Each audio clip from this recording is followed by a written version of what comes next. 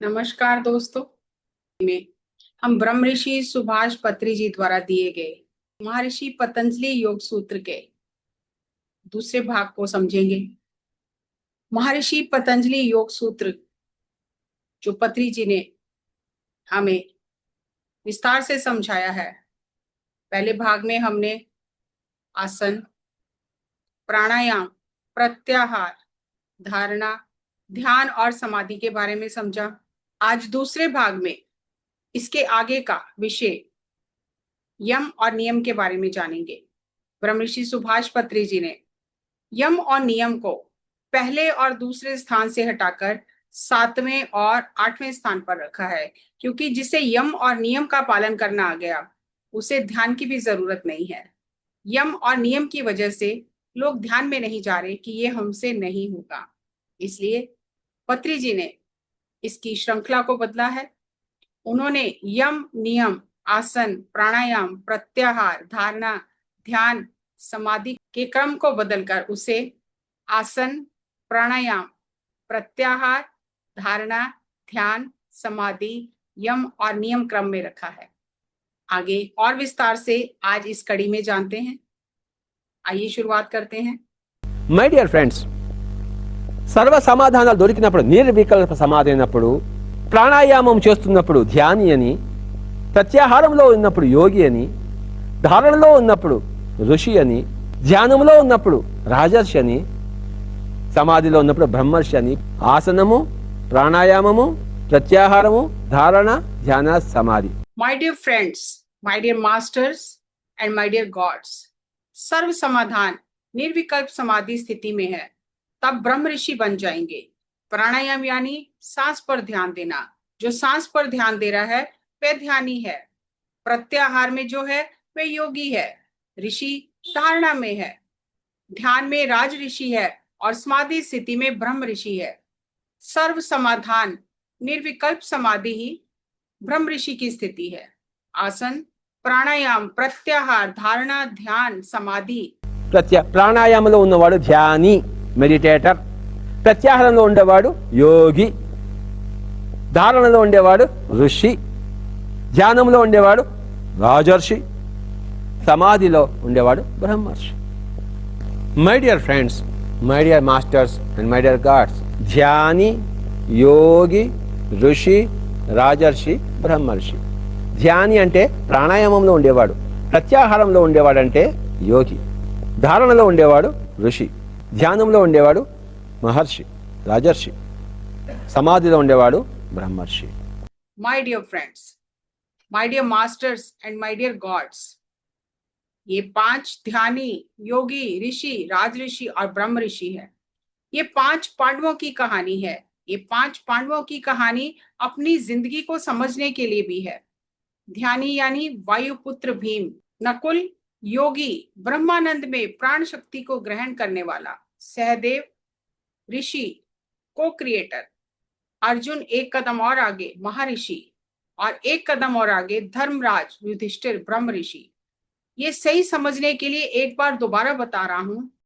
ఇది భీముడని, ఇది నకులుడని, ఇది సహదేవుడని, ఇది అర్జునుడని, ఇది ధర్మరాజు అని చెప్తాం. భీముడు అంటే వాయుదేవుని పుత్రుడు, శ్వాస మీద ధ్యాస ఉంచేవాడు, ప్రాణాయామంలో ఉండేవాడు. నకులుడు అంటే గుర్రంలాగా పరిగెత్తుతూ ఉండేవాడు, అంటే ఆ బ్రహ్మాండమైన ప్రాణశక్తిని తీసుకున్నవాడు, యోగి అయినవాడు. సహదేవుడు అంటే కోక్రియేట్ అయినవాడు, మూడోకం సంపాదించుకున్నవాడు, ఋషి అయినవాడు. కృష్ణుడి కన్నా జస్ట్ ఒక స్టెప్ కింద ఉండేవాడు అర్జునుడు, అంటే రాజర్షి అయినవాడు. మరి ధర్మరాజు బ్రహ్మర్షి అయినవాడు. పంచపాండవులు కదా, భీముడు, నకులుడు, సహదేవుడు, అర్జునుడు, ధర్మరాజు. భీముడు అంటే వాయుపుత్రుడు, నకులుడు అంటే ప్రాణశక్తితో ఆ యోగి అయినవాడు, సహదేవుడు అంటే మూడో కన్నులు చక్కగా విపారి ఉన్నవాడు, అర్జునుడు అంటే నరనారాయణులో నరుడిగా ఉన్నవాడు. నెక్స్ట్ స్టెప్ నారాయణుడే, ఇక్కడ చేరితే నారాయణుడే. ధర్మరాజు నారాయణ స్థితిలో ఉన్నాడు, బ్రహ్మర్షి అయినవాడు. ప్రాణాయామ, ప్రత్యాహార, ధారణ, ధ్యాన, సమాధితో ధ్యాన శాస్త్రం అయిపోయింది. ఇది ధ్యాన శాస్త్ర. भीम, नकुल, सहदेव, अर्जुन और धर्मराज। प्राणायाम यानी श्वास पर ध्यान देने वाला वायुपुत्र भीम है। नकुल प्राणायाम के बाद प्रत्याहार प्राप्त करना ऊर्जा प्राप्त करके घोड़े जैसे ऊर्जावान रहेगा। प्राण शक्ति पाकर ब्रह्मानंद में योगी है नकुल। सहदेव यानी प्राण शक्ति पाकर ऊर्जा प्राप्त करके अपने दिव्य चक्षु को उजागर किया है और ऋषि बना है। अर्जुन नर से नारायण यानी राज ऋषि बना है। धर्मराज युधिष्ठिर ब्रह्म ऋषि है, एक एक कदम आगे बढ़े हैं। ध्यानी, योगी, ऋषि, राज ऋषि, ब्रह्म ऋषि, ये 5 पांडवों की कथा हमारी ही कथा है। भीम वायुपुत्र, नकुल प्राण शक्ति से योगी बना, सहदेव को क्रिएटर बना, अर्जुन नर से नारायण बनने के मार्ग पर, और अगला कदम धर्मराज नर से नारायण बन गया, ब्रह्म ऋषि हो गया। प्राणायाम, प्रत्याहार, धारणा, ध्यान, समाधि, यही ध्यान शास्त्र है। इति ध्यान शास्त्रము। ఆసనము ధ్యాన శాస్త్రంలో అది ఎంట్రీ పాయింటే గాని आसन ध्यान शास्त्र में एंट्री पॉइंट है। सांसों पर ध्यान देना फिर सर्व समाधान का अंत होता है समाधि स्थिति में। समाधि के बाद वह व्यक्ति किस प्रकार रहेगा? यम नियम का पालन करेगा तभी सही रहेगा, नहीं तो अगले जन्म में आकर फिर सीखना है। हम सभी उच्च लोकों से यहाँ आए हैं, यहाँ के नहीं हैं। लोग आकर मुझसे पूछते हैं, स्वामी जी आप कहाँ से आए हैं? मैं कहता हूँ बैकुंठ से आया हूँ। आपकी उम्र कितनी है? मैं किसी को 50 साल, किसी को 500 साल, किसी को 1000 साल बोलता हूँ। ये सब सही है। अभी इस जन्म में 50 साल का हो गया हूँ, पिछले जन्म में 100 साल का था, इससे पहले आया था 500 साल बोला है, इससे भी पहले था 1000 साल बोलता हूँ। सच्चाई तो यही है। I am not the body, मैं शरीर नहीं हूँ। किस स्तर पर किसको समझ में आएगा स्वयं समझ लो। Because I'm not the body. ఇది బ్రహ్మచర్యం అంటే. బ్రహ్మచర్యం అంటే సెక్స్ లేకుండా ఉండడం కాదు, శరీరానికి సంబంధించింది కాదు బ్రహ్మచర్యము, ఆత్మ పదార్థానికి సంబంధించింది. అస్ఖలిత బ్రహ్మచారి. స్ఖలనము ఇజాక్యులేషన్కి సంబంధమే లేదు. సమాధి స్థితిలో పొందినవాడు అతను అస్ఖలిత బ్రహ్మచారి. సత్యం, ఆస్తేయం, अपरिग्रहम। ब्रह्मचर्य क्या है? ब्रह्मचर्य का संबंध शरीर से है ही नहीं, ये आत्म स्थिति की बात है। ब्रह्म तत्व में रहकर आचरण करने वाला ब्रह्मचारी है। सेक्स नहीं करना, ये बात गलत है। ब्रह्मचर्य का संबंध शरीर से नहीं है। अस्खलित ब्रह्मचारी, समाधि स्थिति में रहने वाला ही अस्खलित ब्रह्मचारी है। आत्म स्थिति में रहना ब्रह्मचर्य है। समाधि स्थिति के उपरांत ही ब्रह्मचर्य में रहेगा। किसी के प्रति मन में कुछ भाव नहीं रहेगा। हमेशा आत्म स्थिति में रहकर ब्रह्म विहार करने वाला ही ब्रह्म ज्ञानी है, ब्रह्म ऋषि है। ब्रह्मचर्य का संबंध वीर्य स्खलन, इजैक्यूलेशन से नहीं है। किताबों को पढ़कर यहाँ वहां का अर्थ बता रहे हैं। समाधि स्थिति वाला अहिंसा, सत्य, असत्य, ब्रह्मचर्य, अपरिग्रह, समाधि स्थिति वाला ही ब्रह्मचर्य में रहेगा। సత్యము, అహింస, ఆస్తేయము, అపరిగ్రహము, బ్రహ్మచర్యము. यम 5 हैं, अहिंसा, सत्य, अस्तेय, ब्रह्मचर्य, अपरिग्रह, ये 5 यम हैं। समाधि के बाद ही ये नियम शुरू होगा। पहला है अहिंसा, किसी पर हिंसा नहीं करना, अहिंसा को पूरी तरह समझ कर चलता है। सत्यम, दूसरा चरण है, जो होता है वही बोलेगा और जो बोलेगा वही सत्य होता है, यानी मुंह से जो निकलता है वही होता है। अगर कहा बारिश आएगी तो बारिश आएगी, अगर कहा नहीं आएगी तो नहीं आएगी। सत्य में ही रहता है, सत्य ही बोलता है, उसके मुंह से सत्य वाक आता है। अपरिग्रह, ज्यादा नहीं जोड़ना, एक्स्ट्रा नहीं जोड़ना। मुझे पैसे नहीं चाहिए, पैम्फलेट चाहिए, प्रिंट करके मुझे दे दो, कैसेट बना के दे दो, सब कुछ बांट देगा। पुस्तकें, ज्ञान, सीडी, पैम्फलेट सब बांट देगा। अपरिग्रह, आत्म स्थिति में रहने वाला, पूरी जागरूकता के साथ व्यवहार करेगा। अहिंसा, सत्य, अपरिग्रह, ब्रह्मचर्य, अस्तेय, यानी किसी से ईर्ष्या द्वेष नहीं रहेगा। अस्तेय, पड़ोसी के व्यापार में वृद्धि हुई है, वह अपना व्यापार बढ़ा रहा है, तो आपको ईर्ष्या क्यों करनी है?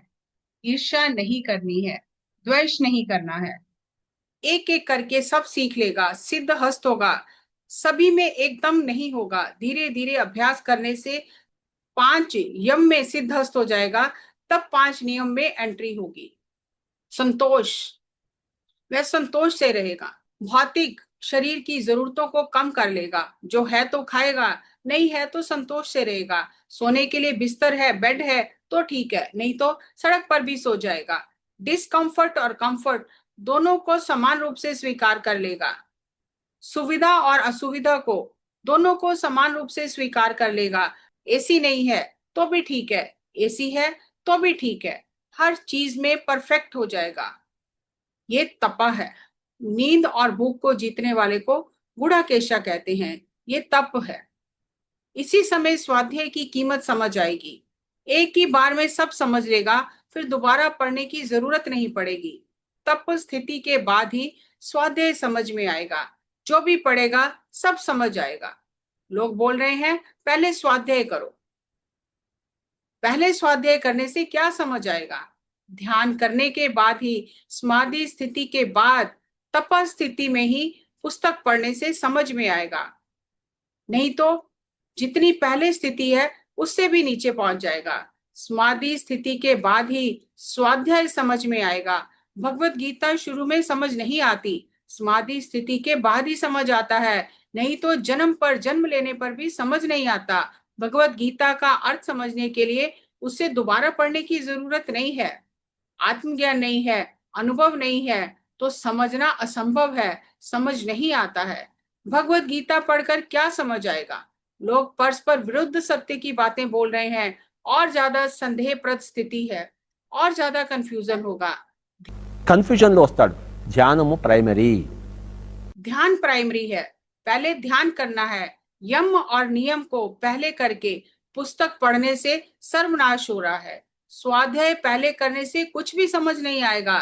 किसको क्या समझना है, इसलिए मैं यहाँ करेक्शन कर रहा हूँ। ये यम नियम पहले रखने से कंफ्यूजन होकर कोई भी ध्यान में एंट्री नहीं कर पा रहा। బికాస్ ఆఫ్ యమ నియమాస్ బీయింగ్ ఇన్ ద ఫన్. కనుక my dear friend, forget about all yama నియమాస్. My dear friends, forget about yama and niyama. यम नियम 7वां और 8वां है। यम सत्य, अहिंसा, अस्तेय, अपरिग्रह, ब्रह्मचार्य। ये तभी समझ में आएगा जब ध्यान करके समाधि स्थिति में पहुंचेगा। యమం అంటే అహింస, సత్యము, ఆస్తేయము, అపరిగ్రహము, బ్రహ్మచర్యం. నియమం అంటే 5: శౌచ, సంతోష, తపః, స్వాధ్యాయ, ఈశ్వర ప్రణిధానేన. శౌచ అంటే క్లీన్లీనెస్. శౌచ, సంతోష, తపః. नियम शौच, संतोष, हर परिस्थिति में संतुष्ट रहना। तपः स्वाध्याय, ईश्वर प्राणिधान। शौच यानी शरीर की सफाई, संतोष यानी हर स्थिति में संतोष से रहना। जब शुद्धता होगी तभी संतोष समझ में आएगा। अनुभव से संतोष में रहने का सीख लेता है। जो भी हो संतोष से बात करेगा। किसी की मृत्यु हो गई, अच्छा, बहुत अच्छा काम करके चला गया, फिर आएगा, जो हो गया सो हो गया। हमेशा संतोष में रहता है, खुश रहता है, हर चीज को खुशी से स्वीकार करता है, खुशी से समझता है। अर्जुन कह रहा है मेरे गुरु की मृत्यु हो गई, मेरा गुरु मर गया है। श्री कृष्ण कह रहे हैं सही हो गया। కంగ్రాచులేషన్స్ అయ్యా అంటాం. నీ మూడు చనిపోయాడా? Very good, congratulations. कॉन्ग्रेचुलेशंस, बधाई हो, मेरी माँ मर गई है, बहुत अच्छा, वेरी गुड, अच्छा काम करके गई है। कृष्ण संतोष में है। ये सब ड्रामा है। ड्रामे को समझकर खुशी से रहना सीख लो। मरने के लिए भी खुश रहो, मारने के लिए भी खुश रहो। जब उस स्थिति में पहुंचेंगे तभी ये बात समझ में आएगी। शोच, संतोष, तप, स्वाध्याय, ईश्वर प्राणिधान। 40 दिन खाना नहीं खाएगा तो भी मस्त रहेगा, और भोजन मिलता रहेगा तो भी मस्त रहेगा, रोएगा नहीं, हर स्थिति में खुश रहेगा। स्वाध्याय तुरंत जो पढ़ लेगा समझ आ जाएगा। लिंडा गुडमैन, कार्लोस कैस्नेडा, ओशो सब समझ लेगा। समाधि से पहले कुछ समझ नहीं आएगा। ईश्वर प्राणिधान, सभी भगवान हैं, सबके अंदर भगवान को देखता है। तुम देव हो, सभी देव हैं, सबके अंदर वही आत्मा है। उदाहरण के लिए जिसे पीलिया हो जाए उसे सब कुछ पीला दिखता है। जब मम आत्मा सर्वभूत आत्मा, तत्वमसि श्वेत केतु का अनुभव हो गया तो सभी में भगवान दिखेगा। सभी में आपको पीला दिखता है क्या? नहीं। जब आपको जॉन्डिस होगा तभी पीला दिखेगा। जब आप भगवान बनेंगे तभी सभी में भगवान है, उस स्तर की समझ होगी।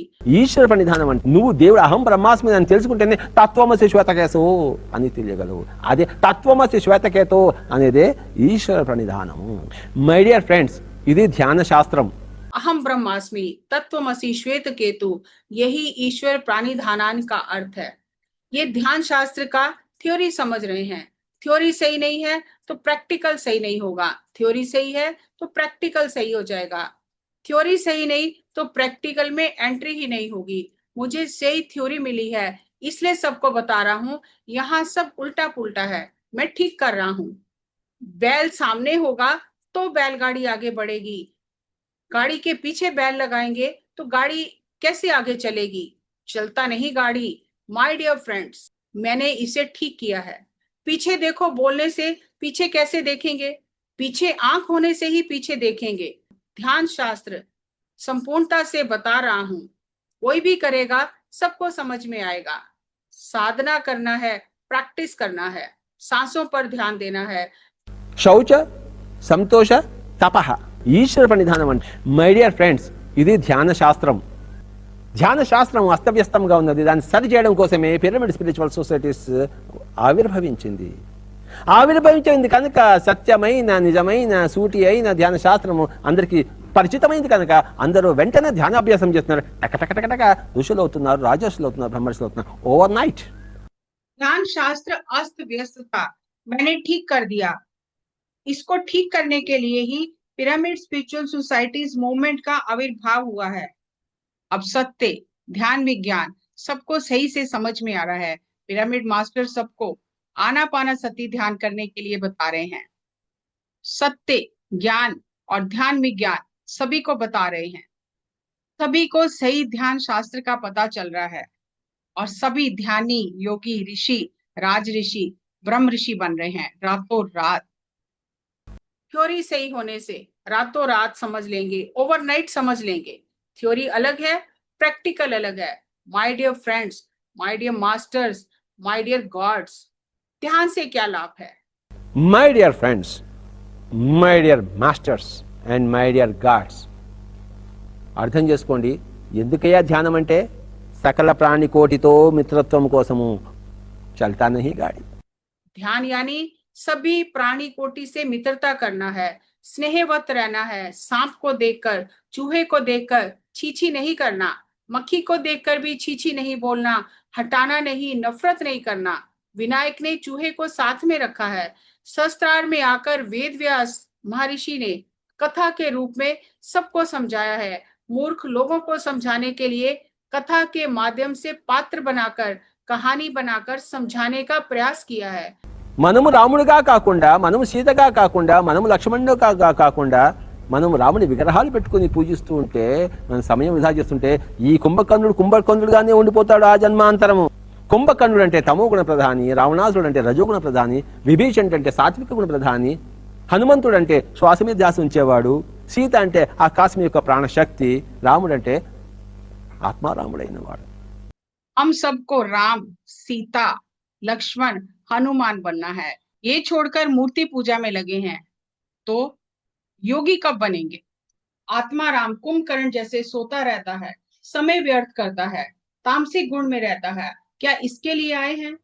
अपने अंदर के गुण को बदलना है, तभी सीता राम का कल्याण होगा। रास्तिक गुण में रावण है, ये हमारी आत्मा रावणासुर की तरह रास्तिक गुण में रहती है। हमें सांसों के साथ एक होकर हनुमान बनना है, पवन पुत्र के समान बनना है, तभी सीता यानी कॉस्मिक एनर्जी ब्रह्मांडीय ऊर्जा प्राप्त होगी और ब्रह्मांडीय ऊर्जा प्राप्त होने से आत्मा राम प्रसन्न रहेगा। वेद व्यास जी ने कथा के माध्यम से सब समझा दिया। वायुपुत्र बनकर सांसों के साथ रहेंगे तो ऊर्जा मिलेगी, प्राण शक्ति मिलेगी, तो सीता यानी कॉस्मिक ऊर्जा मिलने से, विश्व ऊर्जा मिलने से आत्मा खुश होगी। ये समझाने के लिए अलग अलग कथा और पात्र बनाए हैं। ध्यानी योगी ऋषि महर्षि ब्रह्म ऋषि ध्यान करने के लिए ये सब समझाया है। हर आत्मा एक एक स्थिति से बढ़कर आगे जाती है। सभी मानवों को ऋषि बनने के लिए, महर्षि राजऋषि बनने के लिए ये सृजन किया है। ధ్యాన శాస్త్రము పతంజలికి ఒకటి, బుద్ధుడికి ఒకటి, ఆది శంకరాచార్య వరకు ఒకటి, జీసస్ క్రైస్ట్కి ఒకటి, వర్ధమాన మహావీరుడికి ఒకటి, గురునానక్ మరొకటి, రమణ మహర్షికి మరొకటి లేనే లేదు. It is impossible to have different types of meditational systems. ధ్యాన విధానాలు ఎక్కడా లేదు, ఉన్నది ధ్యాన విధానము. ध्यान शास्त्र पतंजलि के लिए, बुद्ध के लिए, आदि शंकराचार्य, जीसस, महावीर, गुरु नानक, रमण महर्षि सभी के लिए एक ही ध्यान शास्त्र है। अलग अलग ध्यान शास्त्र नहीं है। You don't have different different types of meditation system, impossible, ऐसा नहीं है। सभी एक ही ध्यान शास्त्र को समझकर आगे बढ़े हैं। अलग अलग रास्ता नहीं है, अलग अलग ध्यान सिस्टम नहीं है, एक ही एक ध्यान मार्ग है। पर पंच में यही सत्य है, जैसे कुछ हो तो सबको दर्द होता है। वासुदेव कुटुंबकम, सभी के लिए एक ही कुटुंब है, अलग अलग दो कुटुंब नहीं है। इसी तरह ध्यान पद्धति भी एक ही है, विभिन्न ध्यान पद्धतियां नहीं है। आत्मज्ञान भी एक ही है। अल्लाह का अलग है, ईश्वर का अलग है, राम का अलग है, नहीं, सबका अलग अलग आत्मज्ञान नहीं है, एक ही आत्मज्ञान है। My dear friends, my dear masters and my dear gods, सर्व प्राणी कोटि से मित्रता, स्नेहवत रहने का सीखने के लिए ध्यान शास्त्र जरूरी है। సారం ఇది. ధ్యానం యొక్క లాభములు ఫ్రెండ్షిప్, ధ్యానం యొక్క లాభములు మాస్టరీ, ధ్యానం యొక్క లాభములు గాడ్హుడ్. నేను దైవాంశ సంభూతుడిని, ఐఎమ్ ఎ గాడ్ అని తీసుకున్నప్పుడు మన గాడ్హుడ్ ఎక్కువ అవుతుంది, ఎక్స్పాండ్ అవుతుంది. आई एम गॉड, ये कहने से गॉडहुड एक्सपेंड होती है। ध्यान से क्या लाभ है? पहला लाभ है मित्रता, मित्रत्व। दूसरा लाभ है मास्टरी, यानी चेष्टा क्षेत्र, वाक क्षेत्र और भावना क्षेत्र में अपने ऊपर मास्टरी। तीसरा आत्मज्ञान, ममात्मा सर्वभूतात्मा। इसीलिए my dear friends, my dear masters and my dear gods कह के संबोधित करता हूँ। सारांश ये है, my dear friends, masters and gods. Pyramid ఇక్కడ అనేకము, పైన ఏకము. ప్రపంచం అంతా ఇప్పుడు ఏకమవుతోంది. గ్లోబలైజేషన్, ఏకీకృతం. ద గ్లోబల్ విలేజ్ కాన్సెప్ట్, అంతా ఒక విలేజ్, ఒక కుటుంబం, వసుధైక కుటుంబం. जैसे पिरामिड के चार कोने हैं और चारों कोने ऊपर जाकर एक हो जाते हैं, इसी तरह प्रपंच में पूरा विश्व एक हो रहा है। ग्लोबलाइजेशन, एकत्रीकरण हो रहा है। ग्लोबल विलेज कॉन्सेप्ट, एक ही कुटुंब है। वासुदेव कुटुंबकम, पूरी धरती एक कुटुंब है, दो कुटुंब नहीं है। आत्मज्ञान शास्त्र भी एक ही है, भिन्न भिन्न आत्मज्ञान शास्त्र नहीं है। हमारा अलग है, उनका अलग है, ऐसा नहीं है। सभी प्राणी कोटि से मित्रता सीखने के लिए ध्यान शास्त्र जरूरी है। चेष्टा क्षेत्र, वाक क्षेत्र, आलोचना क्षेत्र में और भावना क्षेत्र में, तीनों क्षेत्रों में मास्टर होना है। इन तीन क्षेत्र में आधिपत्य रखने वाला ही मास्टर है। ये ध्यान शास्त्र से ही होगा। पहला, सभी प्राणी कोटि से मित्रता रखना है। दूसरा, अपनी भावना, वाक और चेष्टा क्षेत्र पर मास्टरी होना है, आधिपत्य रखने वाला मास्टर है। ध्यान से तीसरा लाभ है गॉडहुड, गॉड स्टेट। मैं बड़ा हूं, वह बेवकूफ है, हम तो मानव है, मुझे पता नहीं है, मैं तो उनकी शरण में हूं, ऐसा नहीं है। सभी परमात्मा के अंश हैं, सभी देव हैं। अहम ब्रह्मास्मि, ममात्मा सर्वभूतात्मा, मेरे अंदर जो है वही सबके अंदर है। ये ध्यान का लाभ है। ये समझ गए क्या? ध्यान शास्त्र है तो धीरे धीरे हम पहले जानेंगे आई एम गॉड। నా బ్రహ్మస్య తత్వం మీకన్నా కొంచెం ఎక్కువ ఎక్స్పాండ్ అయి ఉంది. आई एम गॉड कहने से गॉड कॉन्शियसनेस एक्सपैंड होता है, परम चेतना का विस्तार होता है। यहाँ मेरे सामने बहुत ब्रह्म ऋषि बैठे हैं। मेरे पास ज्यादा एनर्जी है क्योंकि मैं पहले ब्रह्म ऋषि बना हूं। ध्यान करने से धीरे धीरे हमारी चेतना का विस्तार होगा और सभी ब्रह्म ऋषि बनेंगे। ब्रह्म ऋषि बन गए गॉडहुड का छोटा बीज अंकुरित होकर धीरे धीरे पौधा बनकर महान वृक्ष जैसा बन गया। अंकुरित होकर बड़ा होकर गॉडहुड हो गया। अनंत लोक हैं, शत कोटि लोक हैं। शत कोटि यानी अनंत, जो गिनती से भी परे है। शत कोटि का कोई दूसरा शब्द नहीं है। अनलिमिटेड, अनंत। इस समय शत कोटि लोगों से सब धरती पर देख रहे हैं, इतने युगों बाद धरती पर इतनी उन्नति हो रही है। मानव आत्मा के उन्नत होने का समय आ गया है। अनंत अनंत लोकवासी बहुत खुशी से भूमंडल की ओर देख रहे हैं। भूमंडल में ध्यान शास्त्र से, आनापानसति ध्यान से, सुख में प्राणायाम से सभी लोग ध्यानी बन रहे हैं। 1987లో మొదలైంది ఈ భూమి ఒక ఫోటాన్ బాండ్లో ప్రవేశించడము. 2012లో అది మొత్తం అంతా ఫోటాన్ బ్యాండ్లో వచ్చేస్తుంది, పర్మనెంట్ గా ఈ కక్షలో ఉంటుంది. 1987 से धरती फोटॉन बैंड में आ गई है। 2012 से धरती स्थायी रूप से फोटॉन बैंड में स्थित हो गई है। इसलिए सभी को इतनी ऊर्जा मिल रही है। सभी आत्मज्ञानी बनेंगे, हर कोई पतंजलि बनेगा। सभी पतंजलियों को, बुद्धों को मेरा नमस्कार। सबसे पहले पतंजलि को मेरा प्रणाम, नमस्कार। Give a big welcome and to all the Patanjalis of this earth. Please give a very big clap to the first Patanjali. All Patanjalis are welcome. Thank you. दोस्तों, ये था ब्रह्म ऋषि सुभाष पत्री जी द्वारा दिया गया पतंजलि योग सूत्र का व्याख्यान। एक योगी ही योगी की भाषा को समझ सकता है और उसमें संशोधन कर सकता है। जिस तरह पत्री जी ने पतंजलि योग सूत्र में संशोधन किया और उसके क्रम को बदला। ब्रह्म ऋषि सुभाष पत्री जी ने बताया कि सबसे पहले आसन, फिर प्राणायाम, फिर प्रत्याहार, धारणा, ध्यान, समाधि, यम और नियम, इस क्रम से चलेंगे। इस विधि से सांसों के साथ बैठकर सुख आसन में प्राण ऊर्जा को ग्रहण करेंगे, ध्यान करेंगे। अंदर ऊर्जा के कारण जो भी बदलाव आए सबको स्वीकार करते हुए, धारण करते हुए धीरे धीरे सूक्ष्म शरीरों से यात्रा करेंगे, ध्यान की अवस्था तक पहुंचेंगे और फिर समाधि तक पहुंचेंगे। और जब समाधि स्थिति आ जाएगी, सविकल्प समाधि और निर्विकल्प समाधि के बारे में बताया। कुछ कुछ संदेह है तो ये सविकल्प समाधि है। सभी समाधान हो गए, कोई संदेह नहीं बचा, ये निर्विकल्प समाधि है। ध्यान से क्या लाभ है, तो पत्री जी ने 3 लाभ बताए। पहला, मित्रत्व, सभी के साथ मित्रवत रहना। दूसरा, स्वयं पर आधिपत्य, स्वयं पर मास्टरी, अपने वाक क्षेत्र पर, अपने भावना क्षेत्र पर और अपने चेष्टा क्षेत्र पर मास्टरी। और तीसरा, अपने गॉडहुड को पहचानना और दूसरों के अंदर भी वही परमात्मा, वही चेतना है, उसे जानना। धरती अंधकार युग से गुजर रही थी, अब 2012 से धरती फोटॉन बैंड में स्थित हो गई है और सभी को ऊर्जा मिल रही है। थ्योरी सही देने से अब सभी लोग सही तरीके से प्रैक्टिकल करके योगी बन जाएंगे। अगली कड़ी में एक और विषय आपके साथ साझा करूंगी, तब तक इस पर चिंतन मनन कीजिए और इसे जीवन में उतारिए। नमस्कार, धन्यवाद।